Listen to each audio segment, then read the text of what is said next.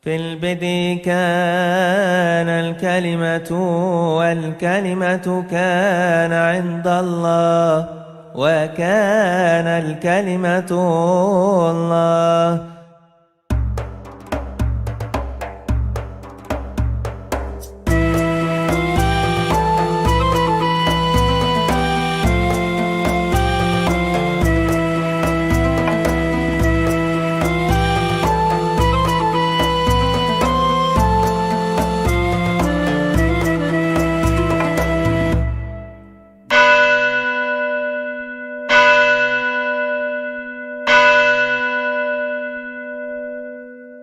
Shalom.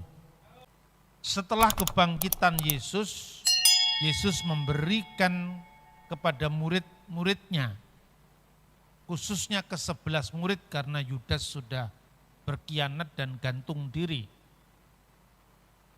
Apa yang dikenal dengan Great Commission, amanat agung.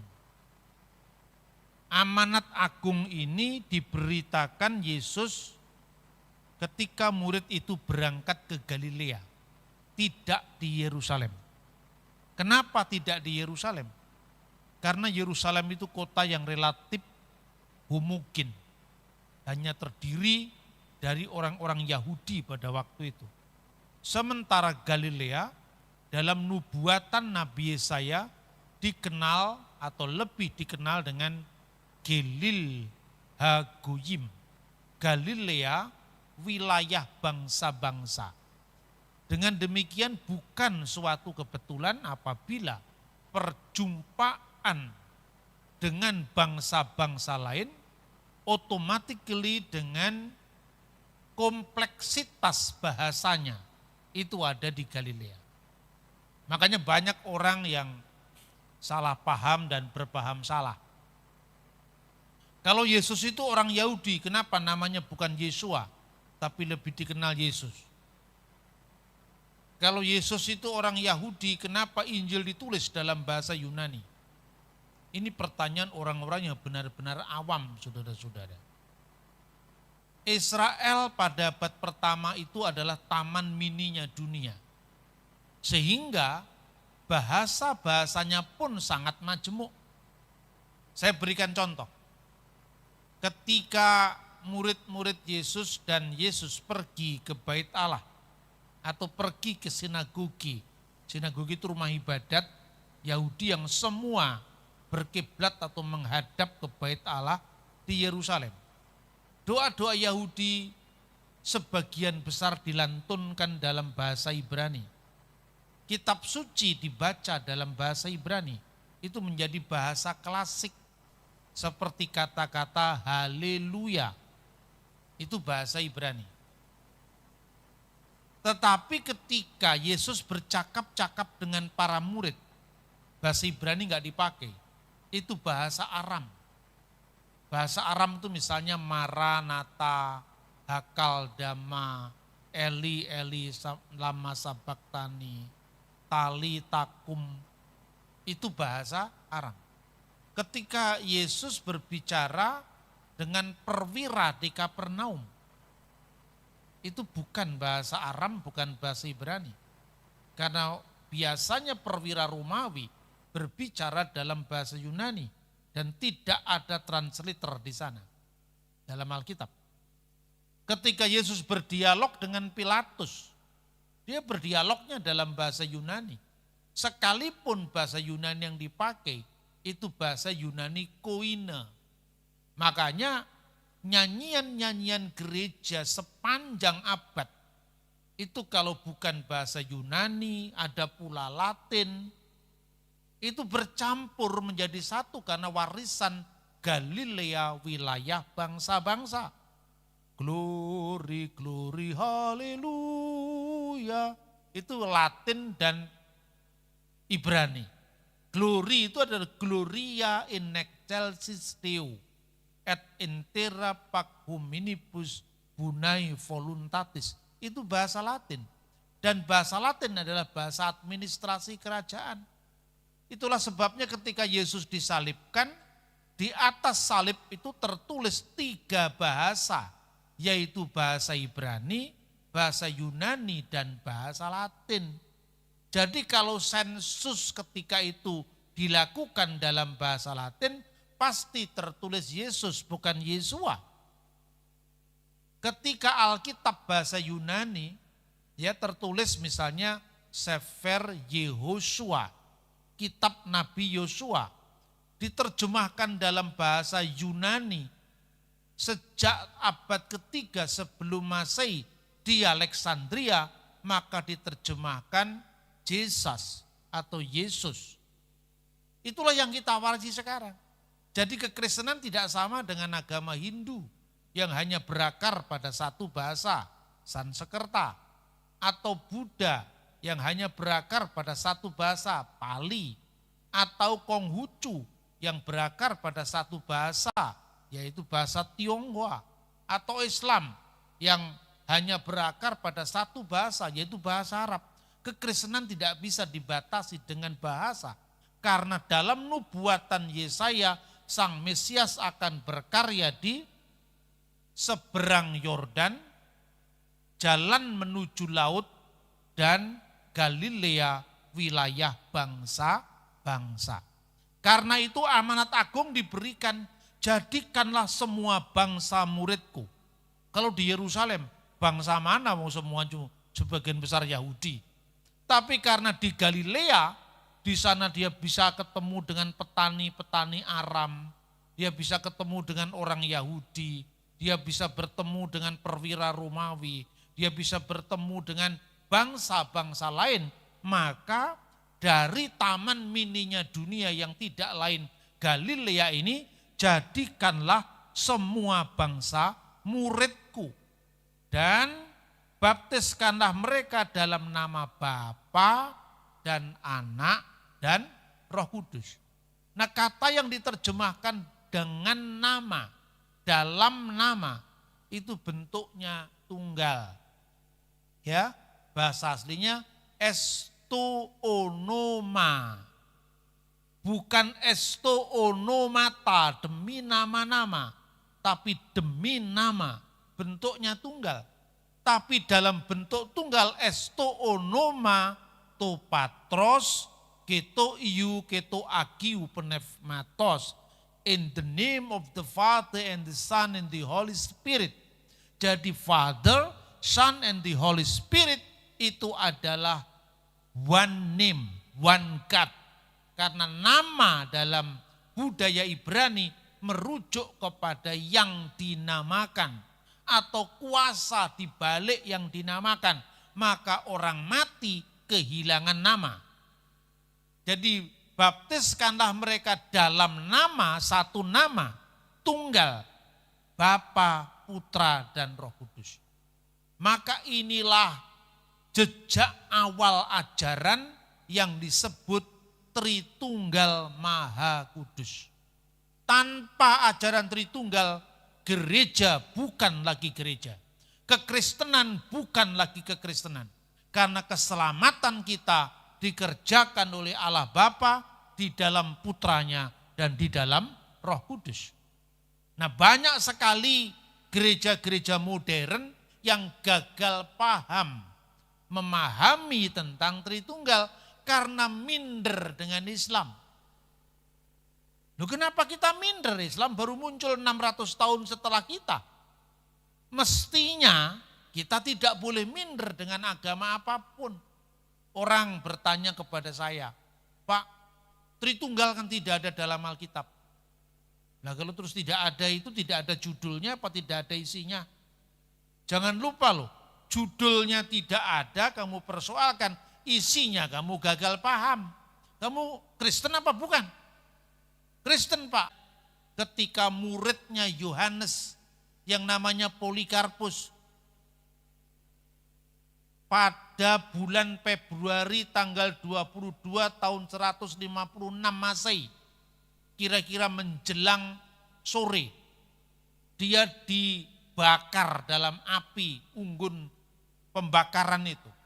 Dia memuja Bapa, Putra, dan Roh Kudus.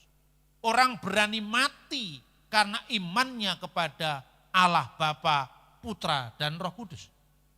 Nah, terus kamu gereja yang tiba-tiba muncul di abad 20 menyangkal Tritunggal itu pangkatmu apa? Ini gereja mula-mula para martir berani mati karena dia tidak mau menyangkal kepada Bapa, Putra dan Roh Kudus. Dan itu amanat agung Tuhan Yesus Kristus itu sendiri.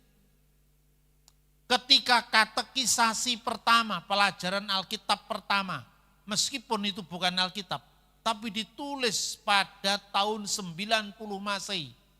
Jadi ini buku pelajaran agama tertua, namanya Didake. Itu termasuk tulisan dari generasi muridnya para rasul. Baptiskanlah mereka dalam nama Bapa dan Putra dan Roh Kudus. Sumber tertulis maupun sejarah iman itu tidak bisa disangkal. Karena tidak pernah ada gereja yang menyangkal Tritunggal sampai munculnya bidat Arius. Jadi itu 300 tahun setelah para rasul berani mati demi membela ajaran iman yang benar. Jadi pertanyaannya, kan tidak ada kata Tritunggal, Pak. Agama manapun di dunia teologinya juga tidak ada dalam kitab sucinya. Ayo sekarang, agama Islam yang paling ditonjolkan apa? Ajaran tauhid. Mana ada kata tauhid dalam Al-Quran? Juga tidak ada. Lah kenapa kamu percaya tauhid? Isinya kan ada, Pak. La ilaha illallah itu tauhid. Itu kan ada isinya. Ya tapi judulnya tauhid mana? Ada enggak? Tidak ada. Lah kalau tauhid enggak ada, kamu percaya tidak ada ilah selain Allah, kenapa kamu ngurusi ajaran Tritunggal?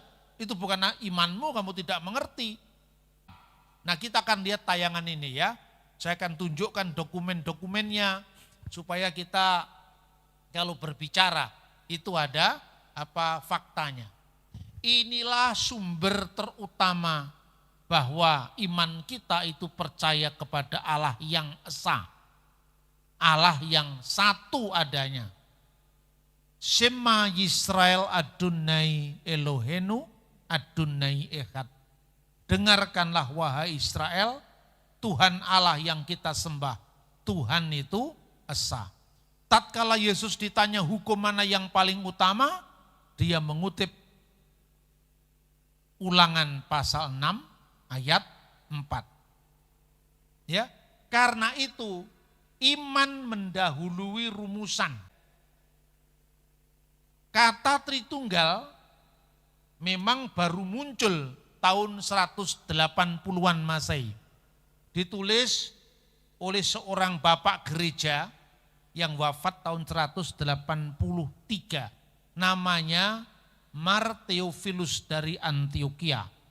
Dia mengucapkan Tritunggal dalam bahasa Yunani, tes triados to theo ketu logo auto ketes sopias auto. Trinitas yaitu Bapa, firman-Nya, dan roh kebijaksanaannya.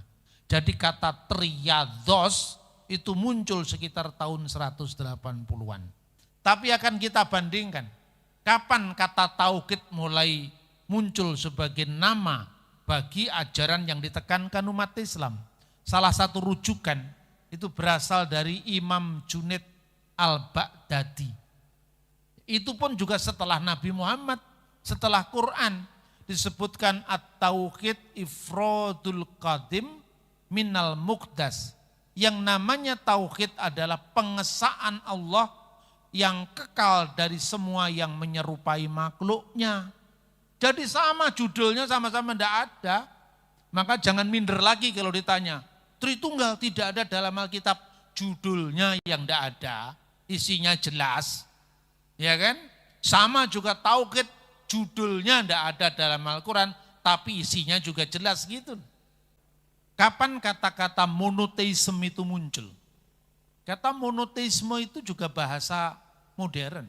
Munculnya dari seorang agamawan namanya Henry Moore. Itu kira-kira abad 17. Kata monoteisme. Monos itu satu, theos itu Allah. Jadi Allah itu satu. Nah, kata monoteisme dalam bahasa Inggris ini sejak abad 17 ini kemudian diterjemahkan malahan dalam bahasa Ibrani. Ketika dibuat kamus bahasa Arab dengan bahasa Ibrani, maka disebutkan monoteism. Monoteisme itu terjemahkan dalam bahasa Ibrani monoteism. Artinya apa? Emuna biluhi echad. Yang artinya percaya kepada Elohim yang echad. Atau el-echad, Allah yang esa. Atau emunat hajikut, percaya kepada keesaan. Terus pada entry Arabnya ditulis al-iman bi ilahin wahid. Iman kepada Tuhan yang esa atau at-tauhid. Jadi itu istilah modern. Baik terjemahannya maupun istilah-istilah itu modern, termasuk Tritunggal. Itu istilahnya kemudian, tapi iman itu mendahului perumusan. Anda percaya Yesus sekarang? Ya? Yesus itu adalah gembala yang agung, Yesus itu adalah Tuhan, Yesus itu juru selamat. Rumusannya dulu atau imannya dulu? Orang mengatakan Yesus itu adalah gembala yang agung. Gembala yang agung artinya ini kan bukan begitu. Kita harus mengasihi Tuhan dengan segenap hati. Mengasihi Tuhan segenap hati artinya diambil dari bahasa Yunani, enggak begitu dulu kan. Iman dulu baru kemudian rumusan. Nah saudara-saudara yang terkasih dalam Tuhan. Begitu kita membuka Alkitab, ya, kitab pertama dalam Alkitab Perjanjian Lama, kitab Kejadian, sudah ada Tritunggal di situ. Satu, ada kata Elohim. Elohim artinya Allah. Bereshit bara Elohim et hasamayim we et saaret. Pada mulanya Allah menciptakan langit dan bumi. Bagaimana Tuhan menciptakan langit dan bumi? Ayat yang kedua, Veha aret hayetah tohu wa bohu wa hosek alfene tehom wiruah Elohim merakefet alfene hamayim.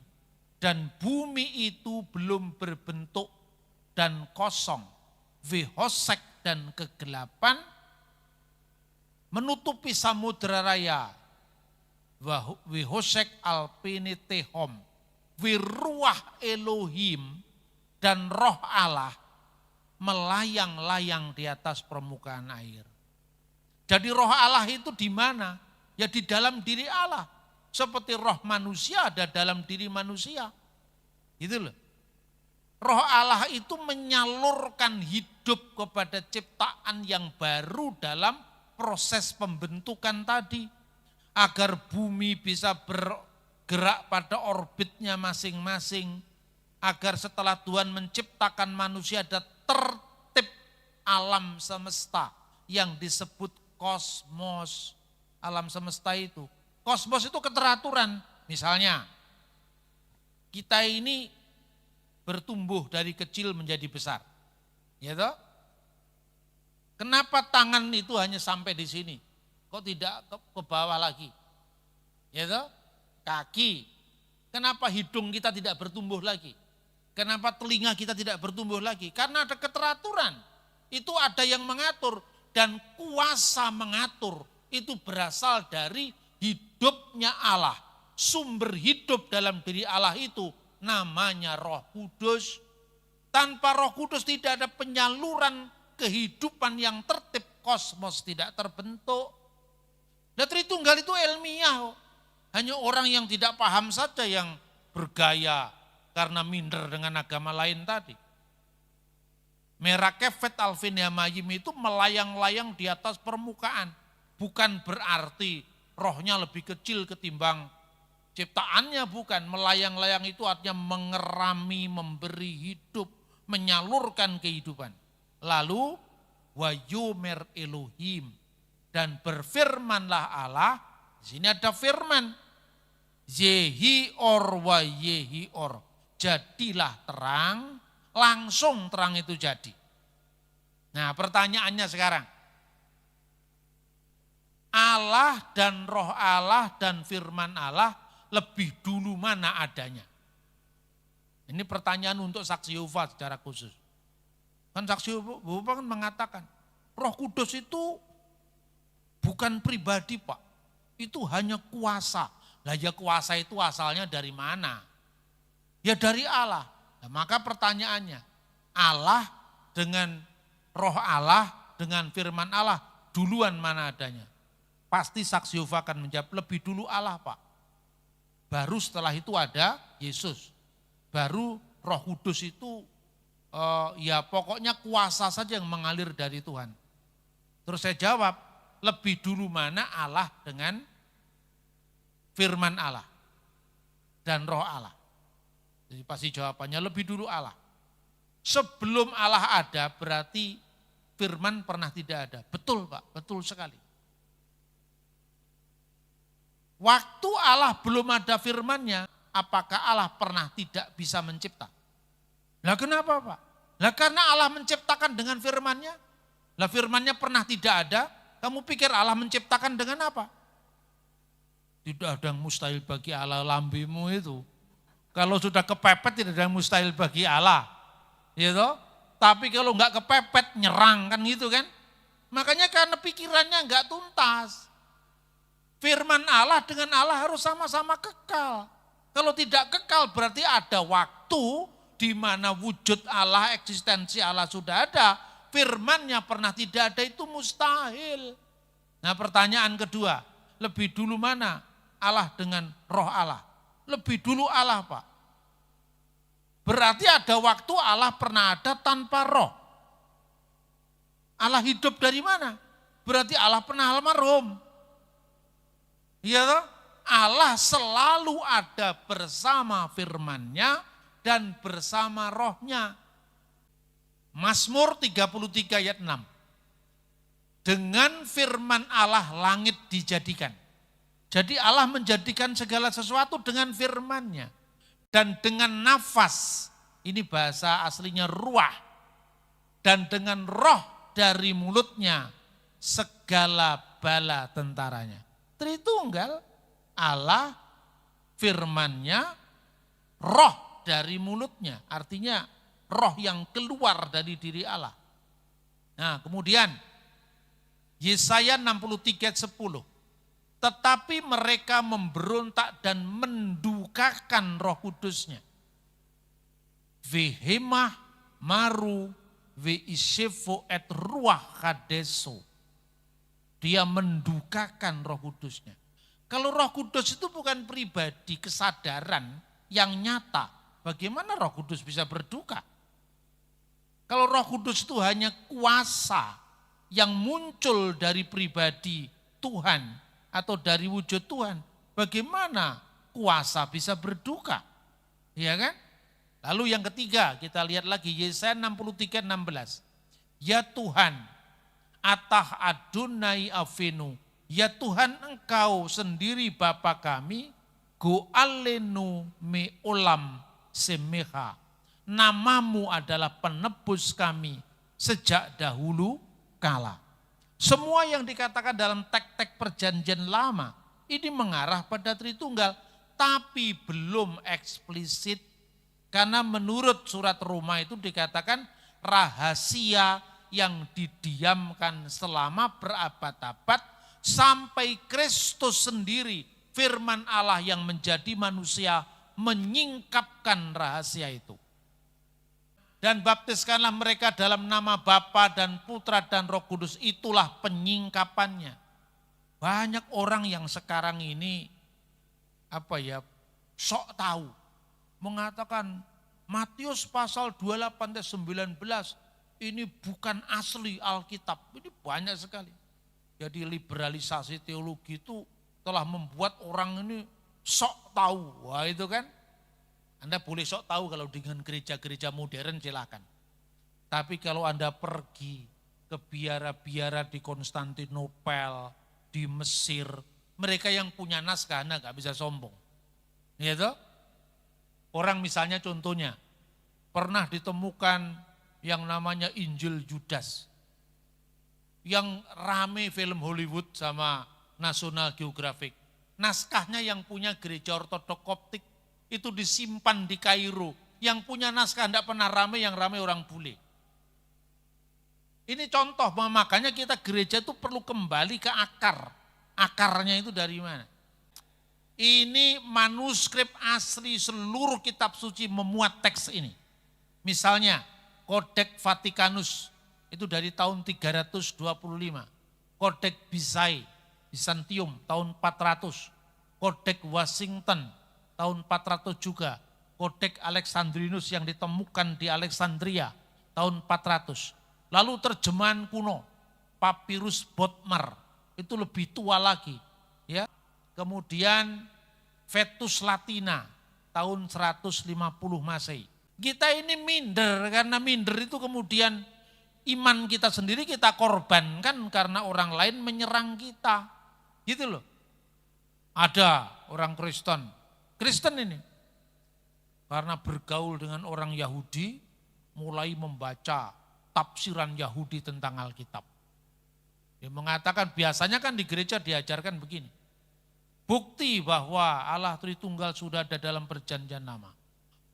Baiklah kita jadikan manusia menurut gambar dan rupa kita. Nah kita itu siapa? Nah, kita diajari di gereja, kita itu adalah Bapa, Putra dan Roh Kudus. Terus kemudian orang Yahudi mulai bilang, enggak, itu tafsir Kristen yang salah itu. Yang benar Tuhan tuh sedang ngomong sama sidang ilahi. Sidang ilahi itu para malaikat. Nah saya kan tidak mau konflik dengan orang. Apalagi dengan Yahudi. Yang orang Kristen secara mental sudah mengatakan, dia yang punya kitab. Kita ini kan penerusnya, ya betul. Tapi Yahudi yang mana? Itu Yahudi abad kedua juga. Kristen sama-sama berasal dari zaman yang lebih tua juga. Terus saya bilang, betul. Karena pasti masuknya ke ranah bahasa kan. Kalau bahasa Ibrani lah, saya pikir kalau bahasa Ibrani kan orang-orang Yahudi kan rata-rata lebih fasih daripada orang Kristen. Tapi saya berusaha supaya orang Kristen lebih pede, itu maksudnya. Kalau dia tidak terlalu lancar dalam bahasa Ibrani, ya saya kasih argumentasi yang lebih rasional toh. Tanpa bahasa pun dia bisa pede itu loh. Kita ini kan dalam bahasa aslinya Pak, itu tidak ada kata mencipta karena orang Kristen kan menyerang. Kalau Tuhan berfirman sama sidang ilahi, masa ciptaan diajak mencipta? Nah kan pernah, ciptaan itu kan pernah tidak ada. Kalau Tuhan itu kan dulu ada, kini ada, seterusnya akan ada.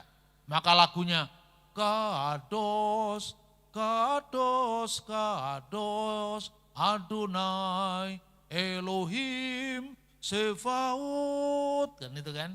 Itu dari Yesaya itu. Kenapa kok kudus, kudus, kudus 3 kali? Kenapa kok tidak 4 kali aja sekalian atau 5 kali aja Pancasila? Kenapa kok selalu 3 kali kidungnya? Ya toh? Implisit, karena bicara tentang Allah, rohnya dan firmannya. Meskipun belum terang-terangan dijelaskan, terang-terangan dijelaskan di masa perjanjian baru. Lah Yesus sudah datang malah ikut yang bukan pengikut Yesus.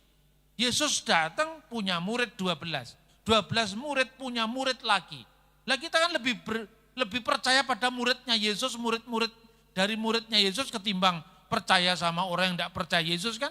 Mestinya kan begitu.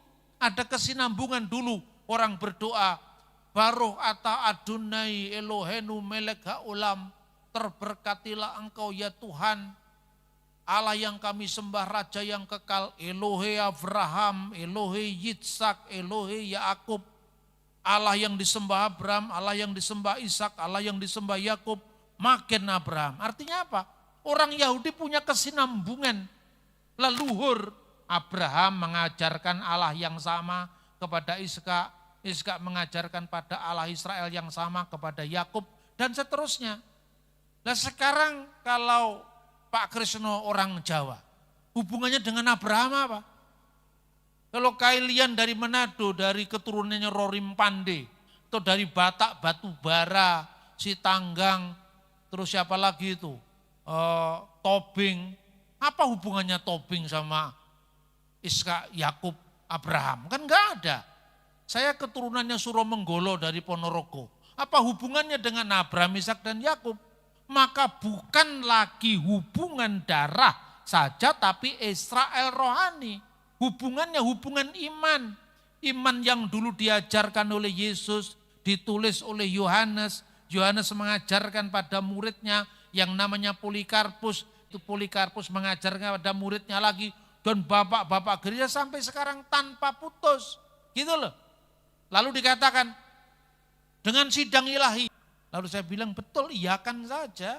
Di situ kan kata na'aseh. Na'aseh itu artinya apa?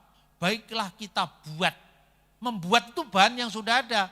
Misalnya kayu jadi kursi itu membuat. Tapi manusia itu tidak ada yang bisa mencipta. Coba siapa yang bisa ngecat Lombok jadi merah? Kecuali Tuhan. Jadi tidak mungkin manusia menciptakan bersama Tuhan. Jadi itulah ajaran ganjil saksi Yehova. Yesus itu diajak menciptakan, Pak. Yang ngajak siapa? Ya bapaknya. Kamu tuh memang gak genep, kurang 3 on kamu. Bagaimana mungkin ciptaan bisa mencipta? Mencipta itu artinya mengadakan dari tidak ada menjadi ada. Bahasa ilmiahnya creatio ex nihilo. Berfirmanlah Allah, jadilah terang. Maka terang itu jadi, langsung ada. Nah sekarang, Yesus itu dalam pandangan saksi Yehova, ciptaan perdana. Setelah Yesus diciptakan oleh Allah, saya tanya lagi. Allah menciptakan Yesus, Pak? Iya, diciptakan, Pak. Caranya Allah menciptakan bagaimana? Ya Allah berfirman, maka jadilah Yesus. Loh katanya Yesus itu firman. Pada mulanya adalah firman. Firman itu bersama-sama dengan Allah dan firman itu adalah Allah. Jadi di sini firmannya siapa? Yesus, Pak. Nah terus Allah menciptakan Yesus, caranya menciptakan Allah berfirman. Lah kamu itu gimana tuh Mas? Katanya firman Allah, olehnya Allah mencipta lewat firmannya. Di sini Yesus firman Allah. Kok Yesus diciptakan? Yang menciptakan Yesus siapa? Allah. Caranya Allah menciptakan dengan berfirman. Lah firmannya Yesus sendiri bagaimana? Bingung toh. Jangan berkata tidak ada mustahil bagi Allah loh. Karena otakmu yang macet, ini bukan firman Allah yang macet. Ya kan? Terus yang kedua, cara menciptakannya bagaimana? Wong Yesus itu pernah tidak ada. Ya jangan mengatakan tidak ada mustahil bagi Allah. Tidak mungkin ciptaan membantu Allah mencipta. Ya itu karena sama pernah tidak ada. Itu loh kira-kira ini agak sulit bagi otaknya saksi Yehova. Karena pikirannya cuma materialistik. Kalau dikatakan Allah di sini tidak mungkin di sana. Nah Allah itu hadir di segala ruang dan waktu. Di seluruh dunia roh Allah bekerja. Jadi kalau Allah sekarang rohnya bekerja di Washington juga bisa bekerja di Melbourne. Kan begitu kan? 2-3 orang hadir dalam namaku. Yesus hadir. Lalu Anda bikin KKR di sini. Sudah lebih dari 50 orang, 100 orang di sini hadir. Kok belum ada tanda-tanda mujizat terjadi? Lalu Anda konfirmasi kepada Tuhan. Tuhan sudah sampai di mana? Masa begitu? Oh Allah itu hadir di segala tempat kok. Ini logika saksi Yehova ini yang seringkali logika minir ini. Misalnya ya, Bapak percaya Yesus itu Tuhan, percaya. Kalau Tuhan is oke Pak. Gitu? Karena kita nyanyinya bukan hanya Tuhan tapi Tuhan dan Allah. Yesus Tuhan dan Allah kami. Kalau Allah saya keberatan Pak. Kalau saya tanya keberatan, pangkatmu opo kamu. Di mana keberatanmu saya katakan. Pada mulanya adalah firman, betul. Firman itu bersama-sama dengan Allah. Sekarang saya tanya dulu Pak. Kalau Matius bersama dengan Markus, apakah Markus adalah Matius? Ya jelas bukan Mas. Kalau firman bersama-sama dengan Allah, apakah firman adalah Allah? Harapannya kita disuruh ngomong bukan karena Markus bersama Yohanes, Yohanes bukan Markus. Lah Yohanes dan Markus itu kan manusia yang terikat oleh ruang dan waktu. Kalau hari ini dia di sini tidak ada di sana. Aku di sini, engkau di sana. Memang beda, itu kan manusia yang terikat oleh ruang dan waktu. Tapi kalau Allah kamu samakan dengan manusia, contohnya Tuhan menyertai orang-orang yang beriman. Berapa orang beriman di kota Melbourne? Misalnya ada 10.000 orang beriman. 10.000 itu Tuhan jumlahnya berapa? 1. Berarti satu Tuhan pada waktu dan saat yang sama di 10.000 tempat yang berbeda-beda. Tuhan yang satu beserta dengan 10.000 orang yang beriman. Apakah Tuhan harus jadi 10.000? Nah ya tidak, jangan berkata, tidak ada mustahil bagi Allah, ini otakmu yang mustahil. Kalau Allah tidak pernah mustahil, gitu loh kira-kira. Nah ini ajaran yang diberikan kepada Yesus, murid-muridnya, murid dari muridnya Yesus sampai zaman kita.